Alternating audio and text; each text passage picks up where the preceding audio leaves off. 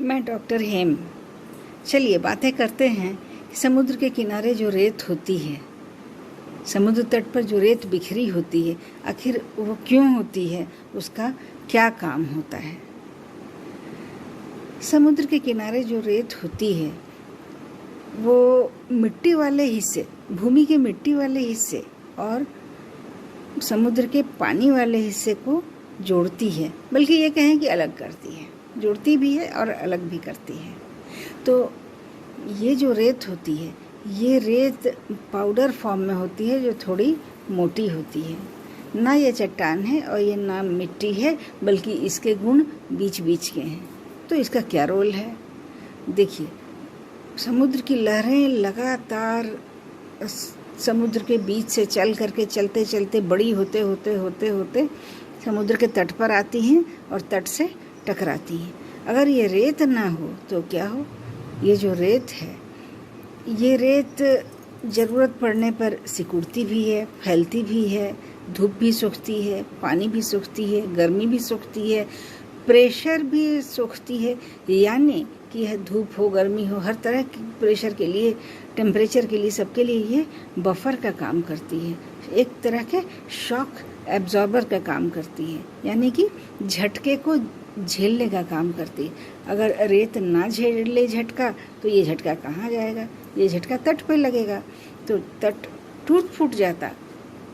समुद्र की लहरों में जो ताकत होती है, तट पर मौजूद मिट्टी, चट्टानें तुरंत टूट करके टुकड़े टुकड़े हो जाती अगर ये रेत ना होती। ये रेत बहुत बड़ा शॉक एब्जॉर्बर है, यानी कि झटका झेलने का उपाय है। ये झटका झेलने का ये एक प्राकृतिक तंत्र है। इसके अलावा रेत में ऑक्सीजन होती है, रेत में पानी होता है, रेत में कुछ मिनरल्स भी होते हैं, जिससे कि जितने जलीय जीव जंतु जैसे कि सी एनीमोन, ये सब रेत पर होते हैं। रेत की आवश्यकता पड़ने पर ये रेत के अंदर घुस जाते हैं, ज़रूरत पड़ने पर ये रेत से बाहर निकल आते हैं। जब इन्हें खतरा होता है तो ये काफ़ी अंदर चले जाते हैं। तो रेत है कि चट्टानों का भी गुण है, इसमें मिट्टी का भी गुण है, और ये लाइफ को सपोर्ट करने का सिस्टम भी है। तो इस रेत के कारण समुद्र भी सुरक्षित रहता है और ज़मीन भी सुरक्षित रहती है। इसके अलावा ये जो रेत है, यही सबसे बड़ा, संसार का सबसे बड़ा टूरिस्ट प्लेस है, यानी संसार का सबसे बड़ा पर्यटन केंद्र है। इसी रेत से समुद्र की वो सुंदरता निहारी जा सकती है जो कि कहीं और से नहीं निहारी जा सकती। तो इस रेत के बहुत सारे लाभ हैं, हानि तो शायद कुछ भी नहीं है। इस रेत पर बहुत तरह के छोटे बड़े पौधे भी उग जाते हैं। ये रेत लहरों की काइनेटिक एनर्जी को कम करती है।